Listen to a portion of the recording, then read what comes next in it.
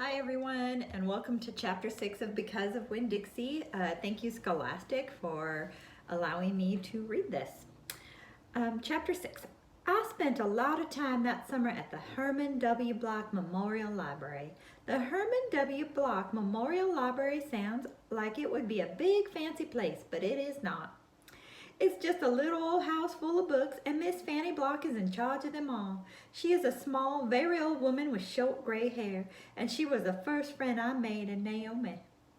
It all started with Winn-Dixie not liking it when I went to the library because he couldn't go inside too.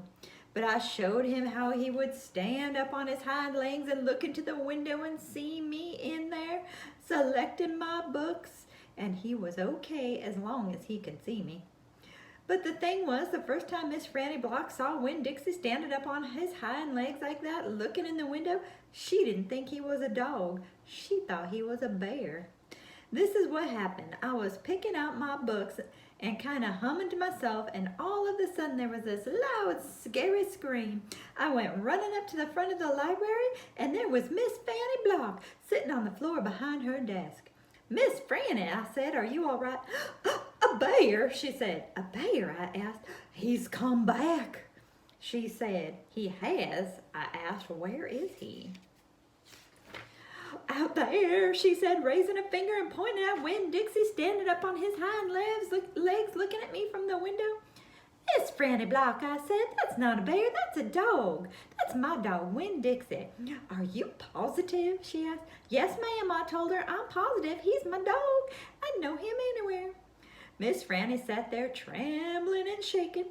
"Come on," I said. "Let me help you up. It's okay." I stuck my hand out and Miss Franny took a hold of it and I pulled her up off the floor. She didn't weigh hardly anything at all. Once she was standing to her feet, she started acting embarrassed, saying how I must think she was a silly old lady mistaking a dog for a bear. But then she had a bad experience with a bear coming into the Herman W. Block Memorial Library a long time ago. She never quite got over it. "When did it happen?" I asked her. "Well," said Miss Franny, "it's a very long story." "It's okay," I told her. "I am like my mama in that I like to be told stories.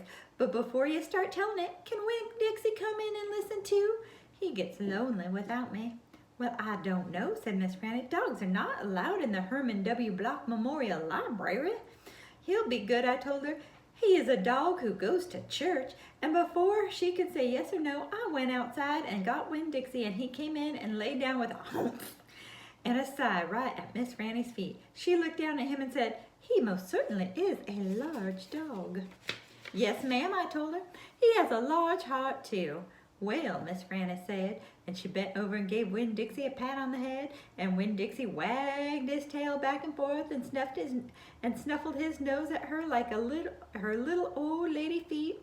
"Let me get a chair and sit down so I can tell you this story properly." So chapter 7 is tomorrow, and we get to hear Miss Franny's story. Thank you.